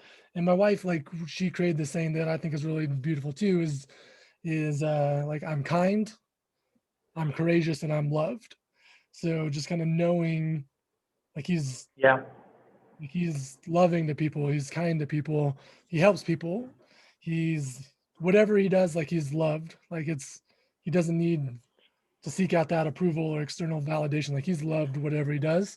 And just to kind of be courageous, and because it does take courage to be authentic and to follow your creativity. That's really beautiful. Thank you so much for sharing that. Yeah. So something I mentioned, like he signed up for being a creative person. Like he cannot not be a creative person. And it Yeah. comes, so like for me, even my extended families, most of the people are like shop owners. Like, we have our own stores, and Yeah. so business is kind of in my DNA. I tried becoming a scientist, I couldn't. I just couldn't. So if you ask me, like what is the, let's say 15% of 890, I Yeah. could give it to you. Like it is probably 90 plus 40, so something around 130 extra. I could do mathematic calculations really that far. And it's like, it's something with DNA. So Yeah. I could not be a business person. Or even if I Yeah. would be a scientist, I know I'd still have good marketing or sales skills. It's just Yeah. inherent. And whatever you mentioned, it in my head from a distance, it sounds like there's a constant struggle between uh, nudging them in a direction you think is best for them, at the same time having them explore things on their own. Yeah. Yeah. I think it's a balance. So like yeah, because I mean there's just so many things that they don't know that they don't know, right? And Yeah, so you gotta expose them to things, because maybe they really like that, or maybe you expose them to something, and there's going to be some learning of it. This is going to be some benefit. Like I like this, I don't like this. Oh, I like this part of it, but I don't like this part. But I think it's important to expand kind of the set of possibilities on an early age, so people can make that choice, that authentic choice. Because there may be, if you're just presented with two options all your life, like, hey, you can be an accountant or you can be a doctor, then like even if they don't feel yeah, right, you don't know what else there is, or you don't have anything to compare it to. But if you have a wider set of possibilities that you've been exposed to, you can say, oh, I like this about that, I like this here, oh, this thing, I really like this, don't like that. And then you can also be more creative too. Like you can combine those things into your own original pathway if you'd like, or you can just be like, oh, I really love this path of being a coach. That's who I am. yeah, That's it. That's me. Or it could be like, I like coaching. I like data. I like biology. And now you're like some weird, I don't yeah. know what, Weird combo. but it But could be super cool. could be. So one. So like again, it's again about what did I learn from being a biotechnologist Yeah. is I could have a good memory and visualization. Like you can Yeah. actually see physics. Like this magnet is repelling this magnet. So this is what Mm, experiment is about. In biology, most of the things are in my head only. Like I need to visualize a cell and see, like there is mitochondria, there is yeah. ribosome and all that stuff, and be super microscopic in my approach. That Yeah. what if we add more protein to our body, this cell will go this way or this cycle will erupt and stuff Yeah. like that. Hmm. So probably using the skills from one occupation to the Yeah. other. That's cool. Likewise, I probably skipped a few steps when I became a coach because I already had a decent Yeah. enough marketing experience. Yep. So I didn't struggle with that. Yeah. But I want to mention one thing that you kind of reassured, or at least that's what I heard from your whole conversation around the parenting part, that parenting is probably doing the best you can do at the very moment. Sure. Oh yeah. Yeah, it's doing the best you can at the moment, but it's also, yeah, I mean it's about being in the moment, but also kind of being deliberate and trying to be purposeful, intentional, right? Kind of Totally. help them, I give them opportunities to kind of be their best yeah. version of themselves. I invited my therapist on this podcast interviews like a few weeks back, a few months back now. Time flies so fast. So she mentioned, I asked her, I've been working on this as a coach for 15, 16 months. I worked with, I don't know, two, three, 400 people. And one pattern I see is everybody is messed up, and some way or the other, they blame their parents. Like, Yeah. how, let's say I become a parent in the decade to come, or I don't know, in the future years, how do I Yeah. not mess up my kids? Like, what do I do? Yeah. That's scary. It's And scary. Yeah. she It's scary. mentioned, she mentioned that Dipanshu, everybody is going to mess up their kids. Yeah. Best you can offer is offer them a safe space and access to therapy. Yeah. Best you can Yeah. do. That's funny. That's really funny. Yeah. I mean, that's the scary thing is like, yeah, what am I doing? Like, you may have good intentions, but maybe there's one day you say something a little bit differently that sticks in their mind, and it's like maybe they mishear you, or maybe you're just having a bad day and you say something, Yeah. who knows, like So something can stick. So yeah, I mean, it's about doing the best you can. I think that's very healthy too, to encourage your kids to seek out therapy or coaching and just yeah. So like Coach Tony said a really funny thing. I don't know if it was in an interview or in some of the meetings. He mentioned that I was actually kind of, maybe the topic of discussion was this only, and he mentioned that you are a parent and one day you forgot to bring candy for your kid, and there goes 2 years of therapy. yeah, perhaps so. Yeah. So it's interesting how you are being curious as a researcher in your Yeah. parenting. Yeah. But And I think though too, like with parenting, like I think it is like that.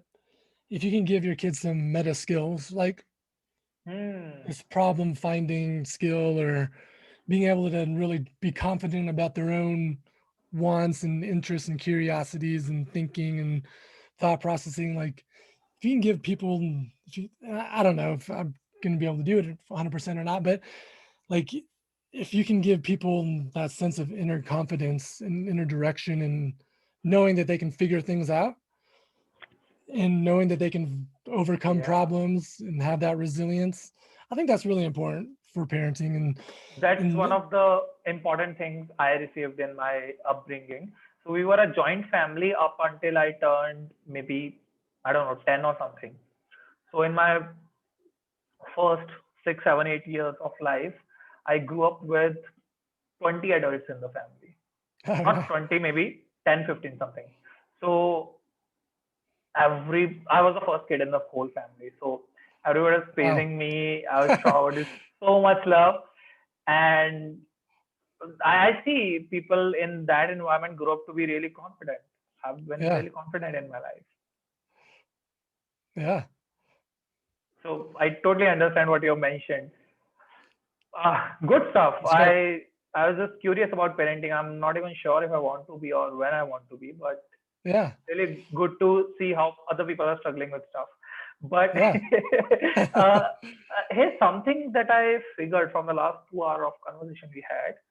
How many of those points we discussed are actually 4951, contributions or collaborations? Parenting, Mm, I believe, is that way. Like, at least in the formative years, you want to be the 51% parent, right? Or 51% collaborator. You want your kid to mm, express themselves, but at the same time, you want to have like 1% extra hat because you have seen the world the way they haven't yet, right? yeah. And the way coaching works, like again, 5149 probably, how spirituality works, how creative collaborations work. And Mm, yeah, I haven't really heard that 5149 concept anywhere. It was a different 5149 somewhere else, so I Yeah. related it something I might write something about. Yeah, I think that's cool. Yeah, I think that is cool. I mean, I think, yeah, that's interesting to think about. I have to think about that a little more. But yeah, there's just kind of that theme of control versus acceptance, or Surrender. kind of Yeah. surrender. Yeah, Acceptance. that's a Yeah. better word. Control and surrender. I like that. I like that pairing. Like, it's seemingly paradoxical, right? Like, I want to control everything as Yeah. much as I can, but then I also want to surrender as much as I can. Like, it is a paradox, but it is true. I mean, that's like the mindset of creativity, or parenting, or doing a lot of That's acting. the that's the underlying paradox in manifestation, Yeah, in law of attraction and everything. You want to attract certain things, but at the same time, you want to allow universe to create things for you. yeah, exactly.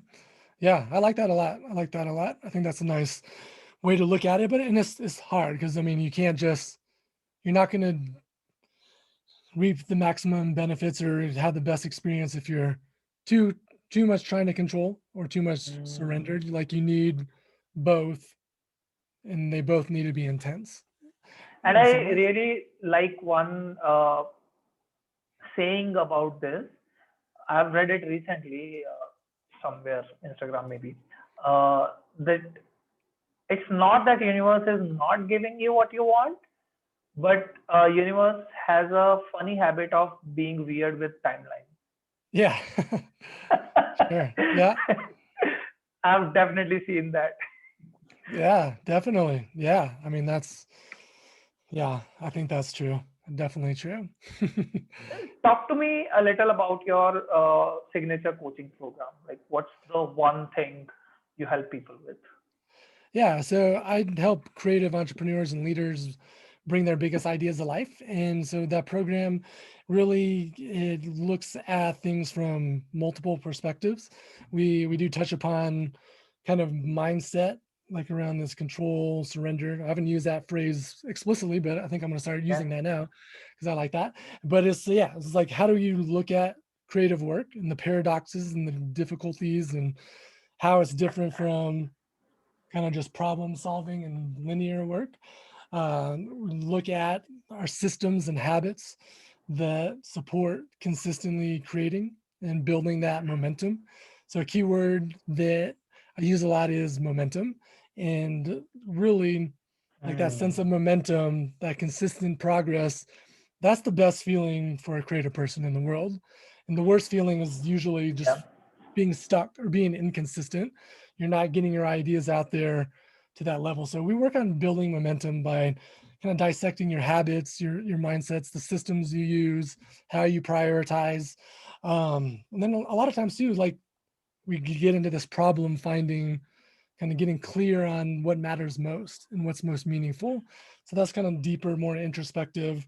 Other parts are more practical and about systems and habits. Then we have the psychology and mindset aspect, and then, like, how they all fit together. So Yeah. yeah. So, okay, one thing, whoever is watching and listening, I'm going to put Jeff's link in the description. You can check out his program. Uh, I really, really admire the work he's doing. One thing I want to know, and I know that you have posted a lot on Instagram around this. I loved this topic. What are the tools you usually recommend to creative people that you think, like, they are easy to use, not much time taking, not uh, you don't need a lot of technical skills to use them, but just if you use those few tools, they will help you so much in your creative output.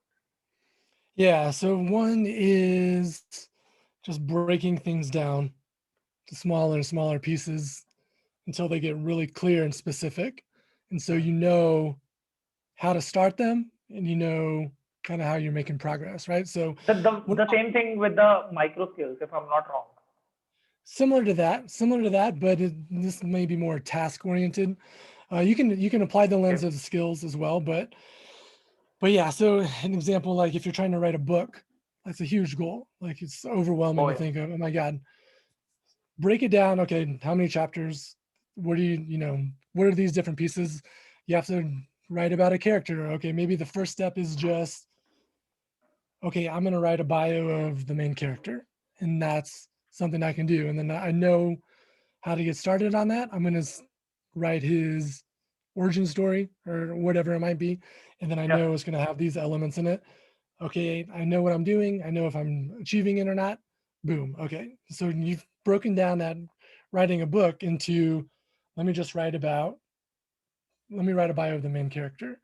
So breaking that down into small pieces and being able to do that over and over again, kind of the next steps, that helps you with the momentum and making progress. And so instead of having something be so big and amorphous and complex, like you're pulling Yeah. things out each I day, understand. each week, you're doing something more specific. So that's one thing that it's kind of a process framework that you can do. And then another thing is, let's see.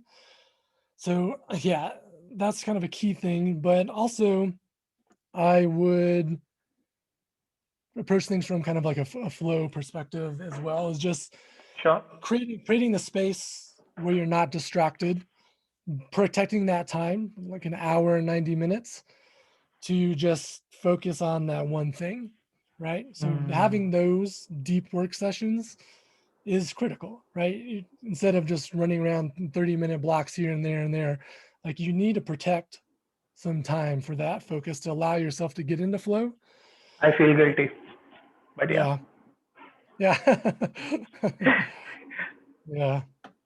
So those are two things. And then I just So, always ask too, like, how do no, you make it more fun or enjoyable?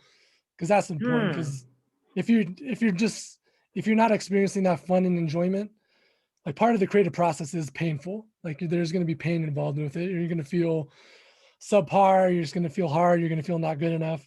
So if you go too long without enjoying it or having fun, there's a good chance you're going to just derail and get off it. So you got to build some of that in somehow. got it. And an extension to what I asked is, what are the some online tools, Oh, technical? online tools. Yeah, what are those Yeah. some online tools that people can use Yeah. who would So want to my explore their creativity? Yeah. my favorites are Trello. I use that to kind of organize my big projects and ideas, and there's a lot of things you can do with that. I'm Yeah. happy Yeah. to share more people connect with me on that. So I love Trello, and I also love Toggle, Toggl. The So it's time kind of tracking like, one. yeah, and there's some ways you can use that to really get mindful with how you're spending your time and attention. And for some reason Hmm. too, like adding a timer to certain things, like it makes things more like a game. It makes things more of a challenge where you're trying to beat the shot clock and you're trying to focus. And it's a really simple kind of hack, but it can really elevate people's focus and intensity in their work too. I'm gonna try that. I feel that's Yeah. something I wanna try, like immediately. Yeah. Have you tried Notion? I fell in like love with it. Oh yeah. Notion's awesome. I used to do Notion's Trello, awesome.